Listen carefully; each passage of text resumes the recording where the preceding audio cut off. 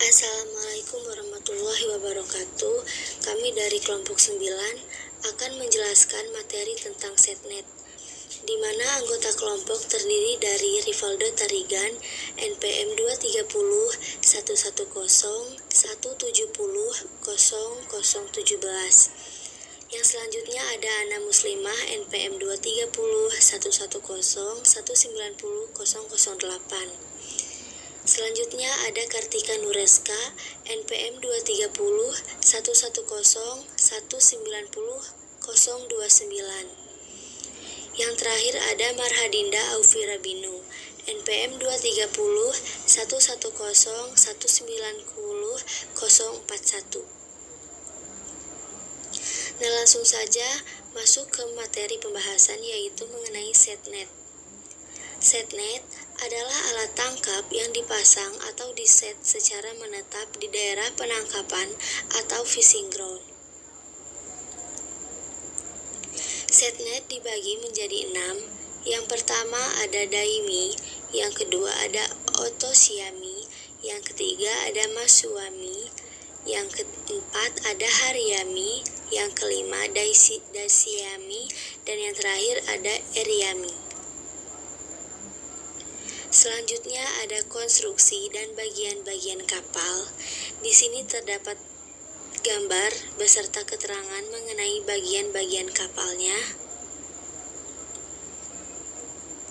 Selanjutnya ada bagian-bagian dari konstruksi kapal. Yang pertama itu ada lunas. Lunas ini sendiri dibagi menjadi 5, yaitu yang pertama lunas batang atau berkel. Yang kedua ada lunas lapis atau layer keel. Yang ketiga ada lunas pipa atau duot keel. Yang keempat ada lunas pelat atau plate keel. Yang kelima ada lunas bilga atau bilga keel. Dan yang kedua ada pelat alas.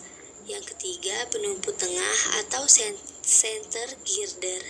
Yang keempat ada penumpu samping. Yang kelima pelat bilga, dan yang keenam adalah wurak. Selanjutnya ada alat bantu penangkapan. Di sini sudah tertera gambarnya. Yang pertama itu ada rumpon, yang kedua ada lampu, yang ketiga winch, dan yang terakhir ada power block. Nah, selanjutnya di sini ada metode pengoperasian alat. Yang pertama dioperasikan secara menetap di suatu perairan. Yang kedua, menghadang arah ruaya kelompok ikan. Dan yang ketiga, hauling pada bagian backnet dapat dilakukan pada pagi atau sore hari. Proses hauling setnet, yang pertama kapal masuk ke dalam setnet melalui funnel menuju backnet. Yang kedua, angkat bagian backnet sedikit demi sedikit dari ujung yang bersambungan dengan playground.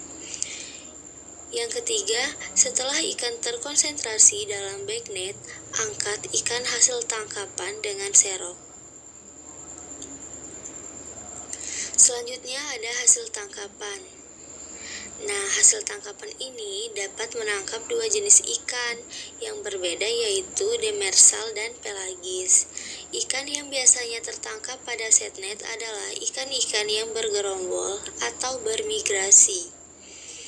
Penelitian Firdaus tahun 2010 mengenai alat tangkap sero mempunyai target ikan pelagis kecil seperti bandeng atau Cyanos sp, ikan kakap atau Lucianus sp, dan kerapu atau Epiephalus sp, ikan karang, udang, dan kepiting, serta hasil tangkapan sampingan atau bycatch yang berupa cumi-cumi atau loligo sp, sotong, atau sepia sp.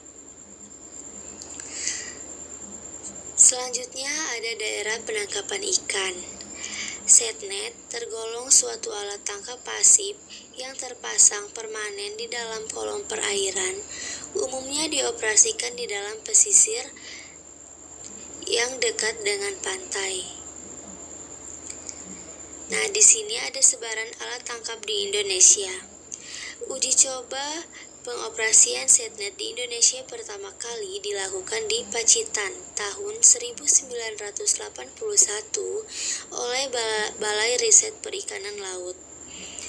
Dinas Kelautan dan Perikanan Kabupaten Bone, Universitas Hasanuddin, dan SUPM Negeri Bone melakukan kerjasama dengan pemerintah Jepang pada tahun 2007 melalui program Teknologi Transfer of Community-Based SetNet for Sustainable Fisheries di perairan Tanjung Pelet, Kabupaten Bone. Balai Besar Pengembangan Penangkapan Ikan BBPPI Semarang mengoperasikan alat tangkap SetNet Etsasiami pada tahun 2010 di perairan Teluk Malasoro, Kabupaten Jeneponto. Sekian penyampaian materi dari kelompok 9. Mohon maaf apabila ada kekurangan. Wabillahi taufiq walhidayah. Wassalamualaikum warahmatullahi wabarakatuh.